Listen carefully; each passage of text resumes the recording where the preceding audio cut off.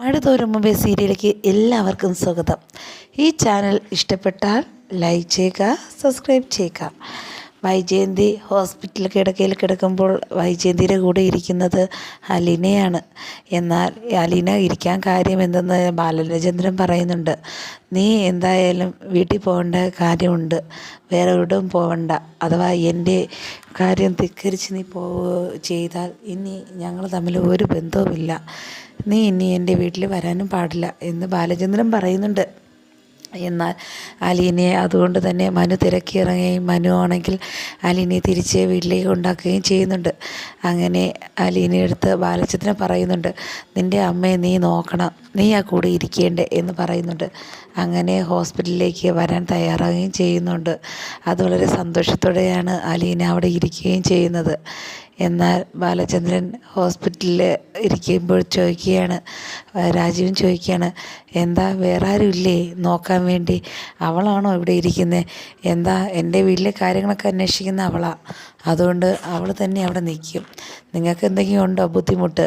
എങ്കിൽ നിങ്ങൾക്ക് പോകാം. ഞാൻ ഇവിടുത്തെ കാര്യങ്ങളും ബില്ലടച്ചത് എല്ലാ കാര്യങ്ങളും നോക്കുന്നത് എൻ്റെ ഭാര്യയുടെ.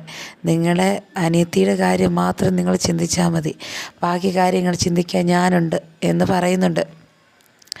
ശിവനും രാജീവും കൂടെ പറയുന്നത് കേട്ട് ബാലചന്ദ്രൻ വീണ്ടും പറയുന്നുണ്ട്, നിങ്ങളെ അധികാരം നിങ്ങളെ വീട്ടിൽ കാണിച്ചാൽ മതി. ഇത് ഹോസ്പിറ്റലിലെ ആരുടെയും തറവാട് സ്വത്തല്ല.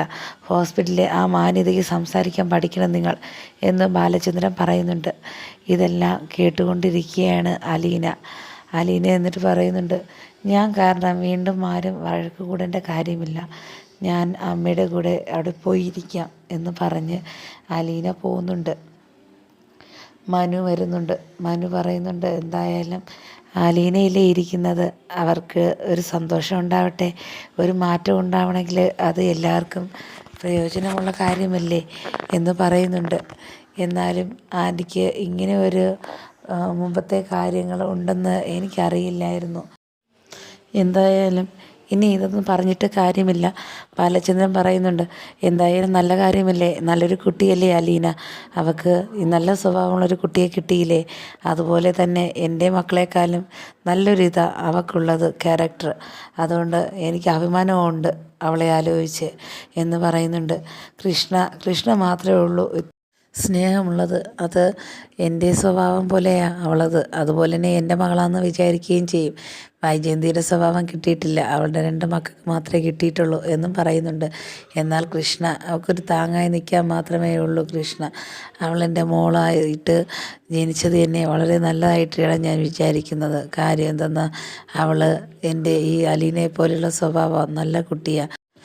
ബാലചന്ദ്രൻ പറയുന്നുണ്ട്. മനു ആണെങ്കിൽ പറയുന്നുണ്ട്, എന്തായാലും നമുക്കൊരു കാര്യം ചെയ്യാം, അലീന ഇപ്പോൾ ഇവിടെ വന്നല്ലോ, അതുകൊണ്ട് ഇത്തിരി ആശ്വാസമുണ്ട് അവൾക്കും, അല്ലെങ്കിൽ വിഷമിച്ച് വീട്ടിലിരുന്നേനെ. ബാക്കിയുള്ളവർ വീണ്ടും പോയിട്ട് ബഹളം ഉണ്ടാക്കി വീണ്ടും പുറത്താക്കാൻ നോക്കും, അതുകൊണ്ട് സേഫായിട്ട് ഇവിടെ ഇരിക്കുന്ന ഏറ്റവും നല്ലതെന്നും പറയുന്നുണ്ട് മനു. അങ്ങനെ അലീന അകത്ത് കയറിയപ്പോഴത്തേക്കും നേഴ്സുമാർ പറയുന്നുണ്ട്, ഇത് അലീനയാണ്, മൂത്ത മകളാണ് ഇവരുടെ. എന്നാൽ ഒരു കാര്യമുണ്ട്, മരുന്നുകൾ എന്തെങ്കിലും എടുത്തു കൊടുക്കാനോ എന്തെങ്കിലും ചെയ്യുമ്പോഴത്തേക്കും ഒന്നും സമ്മതിക്കുന്നില്ല.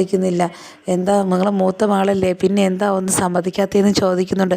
അലീന നോക്കി നിൽക്കുകയാണ്. എന്നാൽ അലീനയ്ക്ക് വിഷമമുണ്ട്. എന്നാൽ ആ വൈരാഗ്യ ദേഷ്യം ഒരിക്കലും മാറിയിട്ടില്ല വൈജയന്തിക്ക്.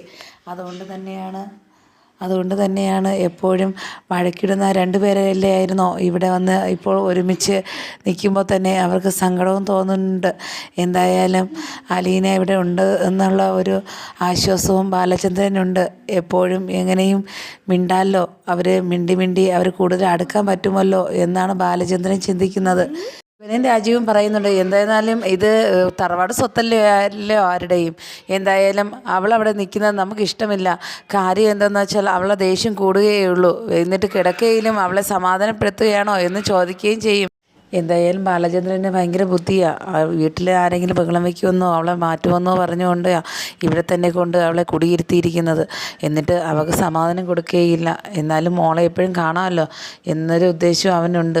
എന്തായാലും അവളുടെ ഒരു വിധി ഇങ്ങനെ ആയിപ്പോയല്ലോ, നമ്മൾ തന്നെ എല്ലാത്തിനും കാരണം, ഇയാളെ പിടിച്ച് കെട്ടിച്ചു കൊടുത്തതാണ് നമുക്ക് പറ്റിയ ഏറ്റവും വലിയ തെറ്റ് എന്ന് രാജീവനും ശിവനും കൂടി പറയുന്നുണ്ട്. എന്തായാലും അവളെ ഇവിടെ നിന്നെങ്കിലും എങ്ങനെ ഓട്ടിക്കേണ്ട വഴി നമുക്ക് നോക്കണം, ആലോചിക്കുകയും ചെയ്യണം, അല്ലെങ്കിൽ ശരിയാ ശരിയാവില്ല എന്ന് രാജീവിനും ശിവനും പറയുന്നത് കേട്ടുകൊണ്ടിരിക്കുകയാണ് മനു. അങ്ങനെ മനു പറയുന്നുണ്ട്, ഇനിയെങ്കിൽ നിർത്തിക്കോണം നിങ്ങളുടെ ഈ ഗൂഢാലോചന.